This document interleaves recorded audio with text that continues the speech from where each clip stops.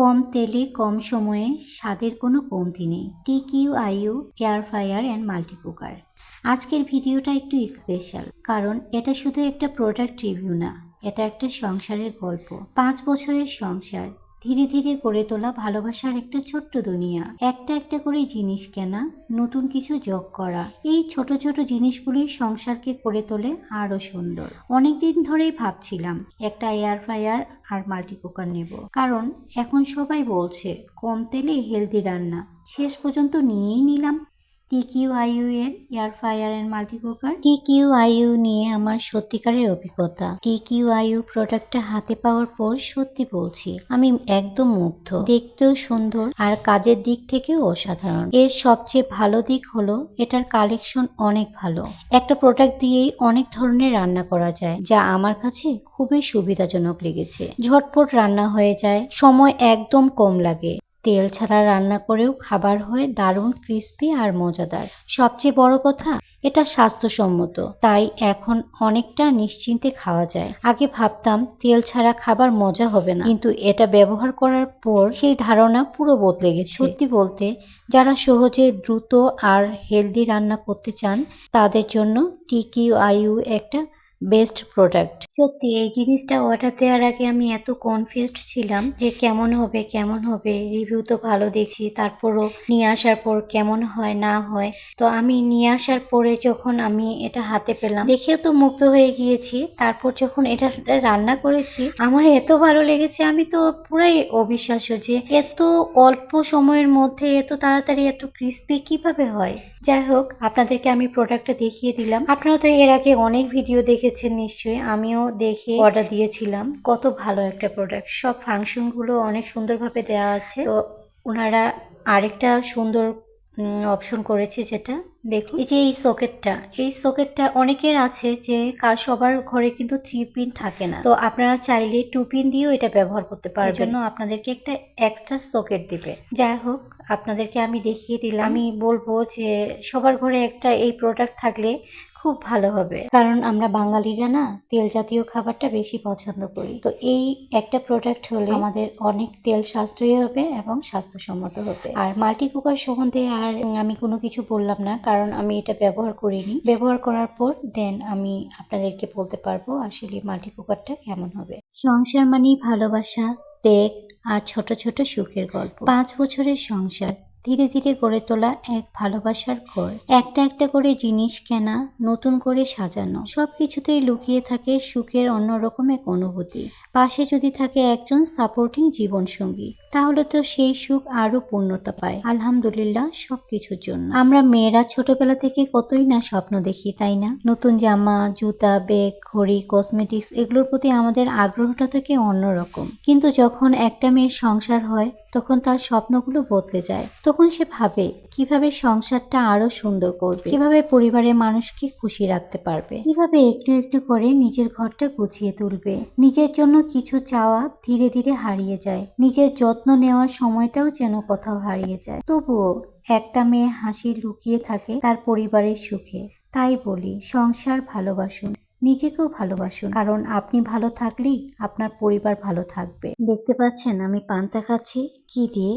ডিম ভাজি দিয়ে। কারণ কি হয়েছে, গতকালকে রোজা রাখবো বলে রান্না করেছি, সেহরিতে খাবো, এমন সময় জাগনা পেয়েছি যে আজান দিয়ে দিয়েছি। করার তারপরের দিন তখন সকালবেলা ডিম ভাজি আর পান্তা খেয়ে নিলাম। তারপর এই তো আমি এখন এয়ার ফ্রায়ার নিয়ে বসেছি। বাসায় ছিল আগের ফ্রোজেন করা সিঙ্গারা, সমুচা, তো আমি এটা দিয়েই ট্রাই করলাম। হালকা একটু তেল ব্রাশ করে দিয়েছি। তো প্রথমে আসলে আমি এটা সেভাবে খেয়াল করিনি, আমি টাইমটা ঠিক মতো সেট করতে পারিনি। টাইম বলতে টাইম সেট করেছি, বাট ডিগ্রি আমি ঠিক মতো সেট করতে পারিনি, যেটা মিস্টেক হয়েছে। পরে আবার সেটা আমি ঠিক করে নিয়েছি।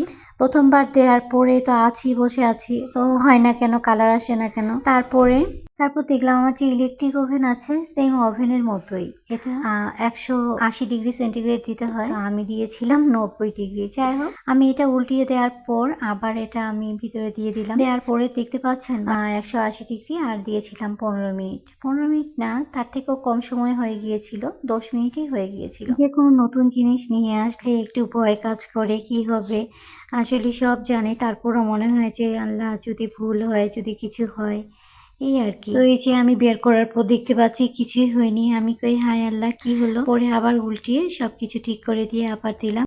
তো কালারটা এত সুন্দর হয়েছে। তারপর আমি আপনাদেরকে দেখিয়ে দিচ্ছি, দেখুন। ভাই রে ভাই, তেলের যা দাম, তেলই তো পাওয়া যাচ্ছে না। কয়েকদিন আগে আমি তেল আনতে গিয়ে বলে তেল নেই। আমি তো এই আল্লাহ, আমারও তো বাসায় তেল নেই, কি হবে।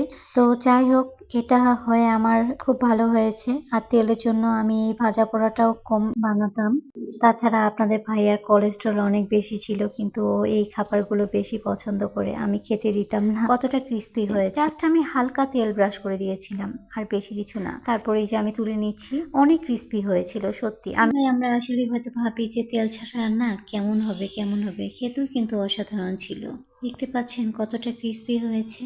একটু ভাজাটা বেশি হয়ে গিয়েছে, এরও আগে আমাকে নামিয়ে নেওয়া দরকার ছিল। তো যাই হোক, আমি সন্ধ্যার পরে বের হয়ে গিয়েছিলাম। আমার টেলার্সের কাছে যেতে হবে, কাপড় অনেকগুলো সেলাই দেওয়ার বাকি ছিল। ঈদের সময় আমি সেলাই করতে গিয়েছিলাম, তখন ওনার কাছে অনেক জেন ছিল, উনি নেইনি। তো তারপর থেকে আর যাওয়াই হয়নি, এই জন্য আমি বের হয়ে গিয়েছি। আর আপনাদের ভাইয়াকে বলেছিলাম যে তুমি ওই দিক থেকে আসো, আমি এই দিক থেকে যাই, আসার সময় একসাথেই আসবো।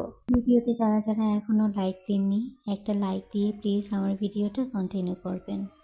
একটা সংসার শুধু একজনের নয়, দুজন মানুষের ভালোবাসা, ত্যাগ আর লড়াইয়ের গল্প। আমরা প্রায়ই বলি একটা সংসারে মেয়ে গড়ে তোলে, কথাটা ভুল না, কিন্তু পুরোটাও সত্য না। কারণ একটা সংসার কখনোই একা একজন মানুষ গড়ে তুলতে পারে না। সংসার মানে দুজন মানুষ, দুটো হৃদয়, আর হাজারো না বলার ত্যাগের গল্প। একটা ছেলে, সে হয়তো কখনোই বলতে পারে না, কিন্তু সংসারের জন্য তার লড়াইটা কম না। বাইরে হাজার চাপ, দায়িত্ব, টেনশন সবকিছু চেপে রেখে সে শুধু চায় আমার পরিবারটা ভালো থাকুক। নিজের ইচ্ছা, নিজের শখ সবকিছু পাশে রেখে সে দিন শেষে ক্লান্ত শরীর নিয়ে ঘরে ফেরে, আর পরিবারের হাসিটাই তার সবচেয়ে বড় শান্তি হয়ে দাঁড়ায়। সংসার মানেই দুজনেই সমান গল্প। একজন ভেতরে সামলায়, আরেকজন বাইরে লড়াই করে। একজন চুপচাপ ত্যাগ করে, আরেকজন নিঃশব্দে দায়িত্ব পালন করে। দুজনেই ক্লান্ত হয়, কিন্তু কেউ কাউকে বুঝতে পারে না পুরোটা। তবুও একটা ছোট্ট কথা, ভালোবাসি বা তুমি আছো বলেই সব সহজ লাগে, এই কথাগুলোই আবার সব কষ্ট ভুলিয়ে দেয়। সত্যিটা হলো, সংসার শুধু ভালোবাসায় টিকে থাকে না, টিকে থাকে বোঝাপড়া, সম্মান আর একে অপরের পাশে থাকার প্রতিশ্রুতি। তাই যদি আপনার জীবনে এমন একজন মানুষ থাকে যে আপনার জন্য লড়ছে, আপনার জন্য ত্যাগ করছে, তাহলে তাকে আজই বলুন, ধন্যবাদ, তুমি আছো বলেই আমার পৃথিবীটা এত সুন্দর। ভালো লাগলে লাইক দিন, আপনার ভালোবাসার মানুষটাকে টেক করুন, শেয়ার করে ছড়িয়ে দিন এই বাস্তব গল্পটা। এই তো দেখতে পাচ্ছেন, এটা কোথায় বলতে পারেন, আসলে আকাশটা অনেকটা মেঘলা ছিল, তারপর ভিডিওটা ক্লিয়ার আসেনি, এজন্য আপনারা হয়তো বা অনেকেই বুঝতে পারবেন না লোকেশনটা কোথায়। এটা মিরপুর 6 নাম্বারের দিকে আমি চলে এসেছি। আর আর বেশি দূর না আপনাদের ভাইয়ার অফিস। তো আপনাদের ভাইয়ার অফিসে আমি যাব না, প্রথমে যাব আমি টেলার্সের ওইখানে দেন কাপড় যখন আমার সেলাই করতে দেওয়া হয়ে যাবে, দেন আমি আপনাদের ভাইয়াকে ফোন দিব, তারপর ও আসবে। তো আমি এই যে টেলার্সের কাছে প্রায় চলে এসেছি। এটা হচ্ছে মিরপুর 10 নাম্বার। আমি এখন 10 নাম্বার থেকে দেন 6 নাম্বার থেকে দেন 2 নাম্বারে যাব। এটা আপনার স্টেডিয়াম আছে না, একদম স্টেডিয়ামের কাছে আমি চলে এসেছি। তো কাপড় সেলাই করতে দেওয়া হয়েছে, তারপর আমি এসে এখানে দাঁড়ালাম। তারপর আপনাদের ভাইয়াকে ফোন দিলাম যে তুমি আসো, আমরা একসাথে একটু কিছু খাই। তারপরে এই তো আমি বাদাম খাচ্ছিলাম আর আঙ্কেলের সাথে কথা বলছিলাম, আঙ্কেলের বাসা কোথায় কি, এর মধ্যে আপনাদের ভাইয়াও চলে এসেছে। তা বুট খেলাম, তারপরে এই যে লাইভ বেকারি ছিল, লাইভ বেকারিতে গেলাম। ওইখানে গিয়ে আমি বলি যে তুমি খাও, ও বলে তুমি খাও। তারপরে এই তো চিকেন রোলগুলো দেখতে পাচ্ছেন না, চিকেন রোল অর্ডার দিলাম। আমি তো বলছি আমি খাবো না, না অর্ধেক খাও অর্ধেক খাও। তারপরে আমি ঠিক আছে খেলাম।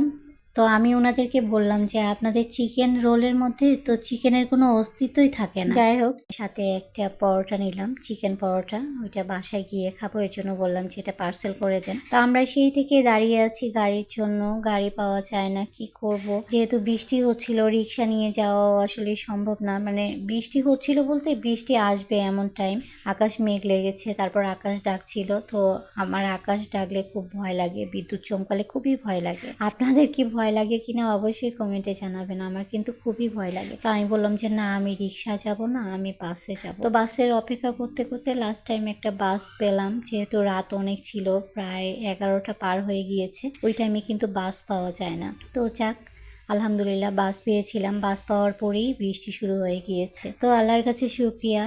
তো এই তো আমরা প্রায় বাস থেকে নামার পরে দেন আমাদের আবার এখান থেকে রিক্সা নিতে হয়। আসলে এমন জায়গায় গিয়েছি কি বলবো, আমি তো এখন সবসময় বলি যে আমরা এখন জঙ্গলের ভিতরে থাকি। তো যাই হোক, বাসায় আসার পরে এই যে চুলের পেক বলতে এটা মেহেদি, অর্গানিক মেহেদি। আমি মেহেদিটা এখন ভিজিয়ে দিব। এটা 7-8 ঘন্টা ভিজিয়ে রাখতে হয়, দেন চুলের মধ্যে ইউজ করতে হয়। তো আমি এটা ভিজিয়ে দিচ্ছি। আমি একবার ইউজ করেছি, তো 3বার ইউজ করতে হবে। 3বার ইউজ করার পর দেন এটার রেজাল্ট কি হচ্ছে, যদি ভালো কিছু হয় অবশ্যই আপনাদের মাঝে আমি রিভিউটা শেয়ার করব। এই যে আমি গুলছি, একটু করে পানি দেই, আবার পানি খেয়ে ফেলে, আবার পানি দেই, আবার পানি খেয়ে ফেলে। এইভাবে কয়েকবার করে পানি দিয়ে দিয়ে দেন আমি এটা ভালো মতো মিক্সড করতে পারি। মিক্সড হয়েছে, বাট পানিগুলো যে কই যায় বুঝি। তো আমি এটা রেখে দেবো, আর আগামীকাল আমি ইনশাআল্লাহ এটা ইউজ করব। তো আজকের মতো আমি আমার ভিডিওটা এখানেই শেষ করছি। সবাই ভালো থাকবেন, সুস্থ থাকবেন। ভুল ত্রুটি হলে ক্ষমার দৃষ্টিতে দেখবেন। সবার সুস্থতা কামনা করে আজকের মতো বিদায়। আল্লাহ হাফেজ। আসসালামু আলাইকুম।